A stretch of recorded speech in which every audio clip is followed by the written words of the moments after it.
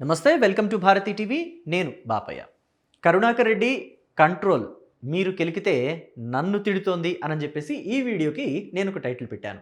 అంటే ఆంధ్రప్రదేశ్ మాజీ ముఖ్యమంత్రి వైఎస్ఆర్ కాంగ్రెస్ పార్టీ అధినేత వైఎస్ జగన్మోహన్ రెడ్డి సతీమణి వైఎస్ భారతిరెడ్డి ఆ పార్టీలోని కీలక నేత, అలాగే మాజీ టీటీడీ చైర్మన్ భూమన కరుణాకర్ రెడ్డికి చెప్తున్నట్టుగా, కరుణాకర్ రెడ్డి కంట్రోల్ మీరు కెలికితే ఆకేపాటి సుభాష్ని నన్ను తిడుతోందయ్యా అని చెప్పేసి అంటున్నట్టుగా పెట్టాను. నిజానికి భారతిరెడ్డి ఈ మాట అన్నారంటే అనలేదు, కానీ కరుణాకర్ రెడ్డి కంట్రోల్లో ఉండాల్సిన అవసరం ఉంది.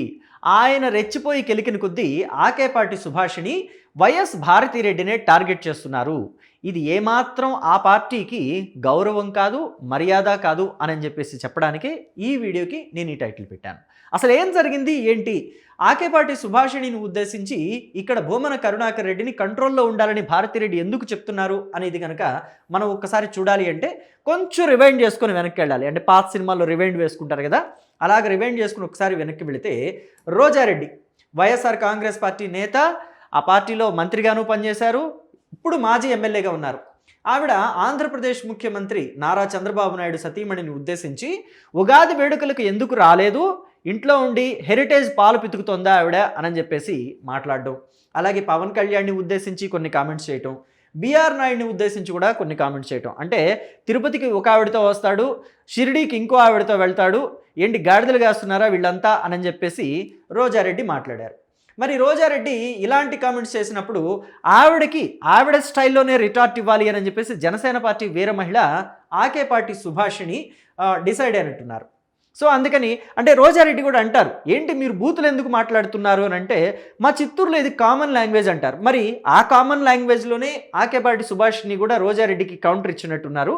సో భారతిరెడ్డి మరి గత 5 ఏళ్ళు ఏం చేశారు, భారతిరెడ్డి ఎందుకని తిరుమల శ్రీవారికి పట్టు వస్త్రాలు సమర్పించేటప్పుడు, జగన్మోహన్ రెడ్డి ముఖ్యమంత్రిగా ఉండి 5 ఏళ్లలో శ్రీవారికి పట్టు వస్త్రాలు సమర్పించేటప్పుడు ఎందుకు వెళ్ళలేదు, ఆవిడ ఏం గాడిదలు కాస్తుంది, ఆవిడేమన్నా అడ్డగాడిదా అని చెప్పేసి ఇష్టారీతన మాట్లాడేసింది ఆకేపాటి సుభాష్ని.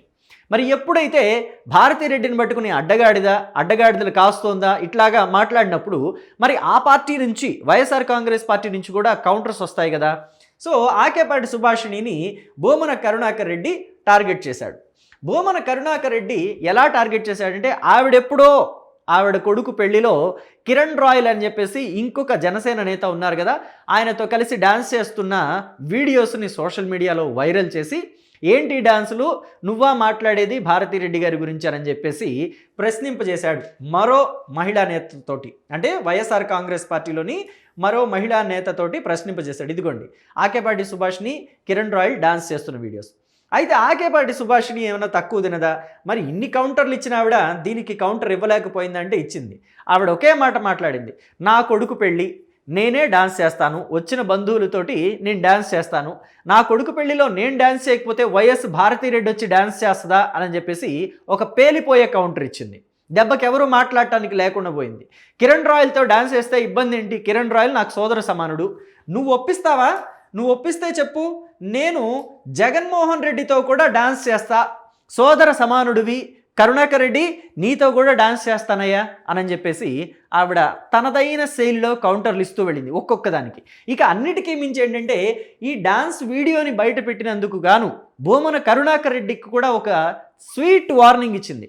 నువ్వు నా వీడియో బయట పెట్టావు కదా, నేను నా కొడుకు పెళ్లిలో డాన్స్ చేస్తున్న వీడియో బయట పెట్టావు, నేనేదో తప్పు చేస్తున్నట్టుగా నన్ను ప్రూవ్ చేయాలనుకున్నావు, కానీ నీ కూతురు పబ్బుల్లో డాన్స్ చేస్తున్న వీడియోస్ నా దగ్గర ఉన్నాయి, కానీ సభ్యత సంస్కారం ఉన్నాయి కాబట్టి మరో ఆడగూతురికి సంబంధించిన వీడియోస్ని నేను బయట పెట్టకూడదు కాబట్టి నేను బయట పెట్టలేదు, లేకపోతే వాటిని బయట పెట్టడం నాకు నిమిషం పని, నీ కూతురు వీడియోస్ నా దగ్గర ఉన్నాయ్యా కరుణాకర్ రెడ్డి, బయట పెట్టమంటావా అని చెప్పేసి ఒక స్వీట్ వార్నింగ్ కూడా ఇచ్చింది.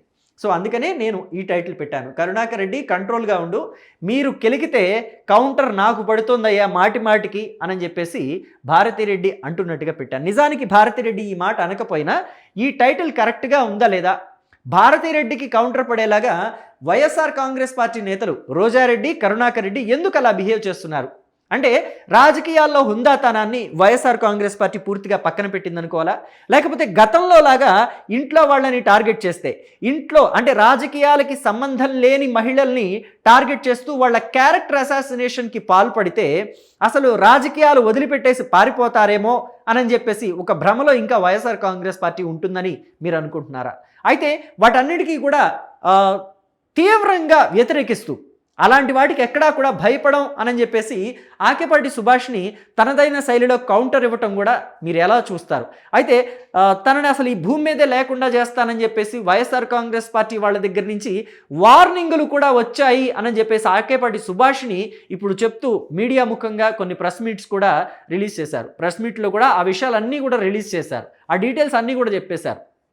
కానీ తాను ఎక్కడా భయపడనని, కారులో కూడా రాను, నేను నా స్కూటీ మీదే వస్తా, నా బండి మీదే వస్తా, తిరుపతి ప్రెస్ క్లబ్కి వచ్చి నేను ఎప్పుడూ ప్రెస్ మీట్లు పెడుతూనే ఉంటా, మీరు నన్ను లేపేస్తానన్నారు కదా, సాయంత్రం వరకు ఇక్కడే ఉంటాను, రండి దమ్ముంటే అని చెప్పేసి మాట్లాడారు ఆవిడ. కానీ ఆ సవాల్ని వైఎస్ఆర్ కాంగ్రెస్ పార్టీ వాళ్ళు ఎక్కడా స్వీకరించినట్టుగైతే లేదు.